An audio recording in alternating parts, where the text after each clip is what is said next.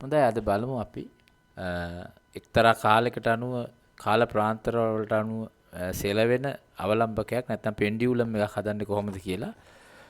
මේ වගේ පටි කීපයක් අරන් රබර් පටියක් ඕන අපිට.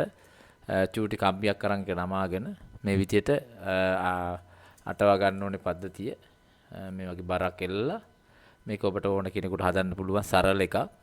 එතකොට මේ වගේ කම්බියකට සම්බන්ධ කරලා මේ වගේ මේ ඉරට කෑල්ලක් මේක ඇතුලේ තියෙන්නේ රබර් පටියක්. මේ වගේ රබර් පටියක් තියෙන්නේ. මේ රබර් පටිය ඇද්දාම පේනවා ඔයාලට.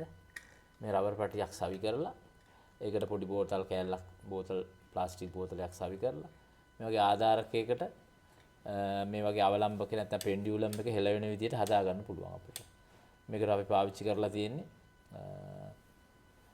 අයිස් වල පාවිච්චි කරන අර ස්ටික් එක.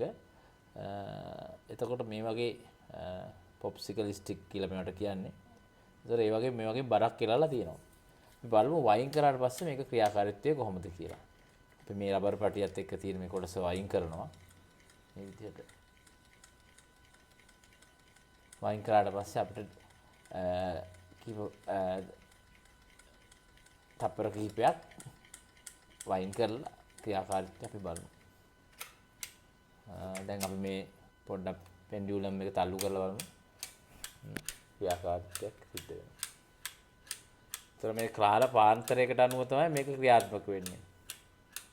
අපිට පුළුවන් මේ කම්බි කෑල්ල වෙනුවට මෙතන සවි කරලා දැතිරෝධයක් සවි කරලා ඒකට සවි කරොත් පෙන්ඩියුලම් එක වැඩි කාලයක් වයින් වලින් ක්‍රියාකාරීත්වය සිද්ධ වෙන්න පුළුවන්. නැත්නම් මේ රබර් පටියේ එකපාරක් වයින් කරාම විශාල කාලයක් පෙන්ඩියුලම් එක සොලව ගන්න පුළුවන්.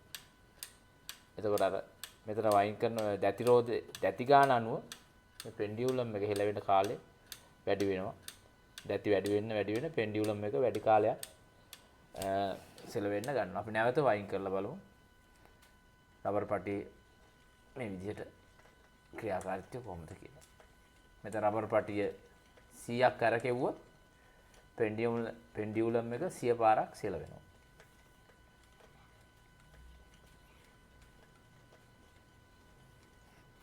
අපි බලමු. මොන විදිහට ක්‍රියාකාරීත්වය. ඔබටත් මේක නිර්මාණය කරගන්න පුළුවන්. මේක ලස්සන සෙල්ලම් බඩුවක් විදිහට පාවිච්චි කරන්න පුළුවන්. ටෝයි එකක් විදිහට ඔබට පාවිච්චි කරන්න පුළුවන්.